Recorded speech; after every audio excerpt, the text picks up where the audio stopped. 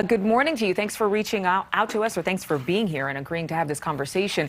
I want to start with a tweet. You recently tweeted out that the Biden administration is failing the American people because of inflation, among other things. So what is your solution to rising prices and what the White House has called the Putin price hike? Well, to be clear, the inflation has increased every month since Joe Biden has been in office, and it's at 7.9% now. We're going to see the report, the most recent report, what's expected, where we're estimating is probably going to be 8.5%. I mean, we're getting dangerously close to double-digit inflation, unfortunately. And one of the best ways to fight inflation is not injecting trillions of dollars into the money supply, which unfortunately has happened under Democratic control in the last nearly year and a half. So that would be the number one thing. And as far as energy goes, gasoline prices are up about 56% since Joe Biden has been in office, year over year about 38%.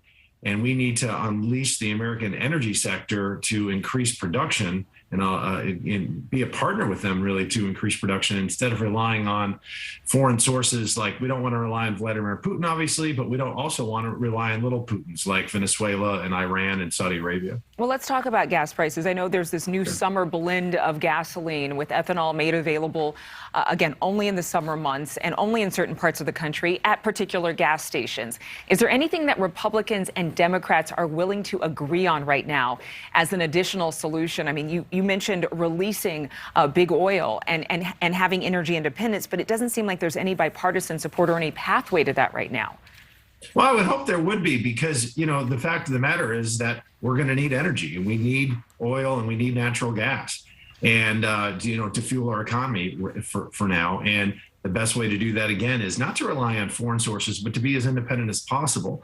And there's certain things that can be done. The release of the Strategic Petroleum Reserve is really just a Band-Aid. That's not going to be a permanent solution. If we want to affect prices, one thing we could look at is suspending or at least reducing the federal tax on oil and gas. Unfortunately, when Joe Biden came into office, he did cancel the Keystone XL pipeline. We could be getting as much as 830,000 barrels from that project if it were up and running now, which of course it's not. And, in the Build Back Better plan, a lot of people may not realize that the payments from oil and gas on the industry was going to go up about 20% and on their production. So these are things that we can do, and also stop slow walking liquefied natural gas export permits.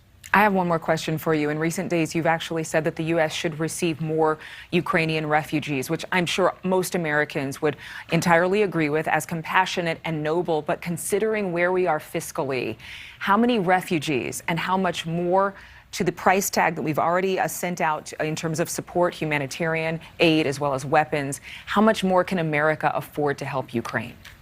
That's a great point. Poland, an ally of ours, it's done very well lately the last few decades economically, but doesn't have anywhere near the wealth that the United States has. They've taken in 2 million Ukrainian refugees, and we've agreed to take in 100,000 because these are war refugees. These are not economic migrants. Due to no fault of their own, their country is being, ravaged by an authoritarian in Vladimir Putin. So to lead by example and taking in more Ukrainian refugees, I think, is something that we can certainly handle. The expense, and it would be a lot easier to do that if we could secure our southern border. We've had 2 million illegal border crossings in a calendar year. That's never happened before. There's a tremendous expense to that. If we were able just to allow our Customs and Border Patrol agents to do their jobs, it would be a tremendous savings on the American people, and we could look at taking in more war refugees.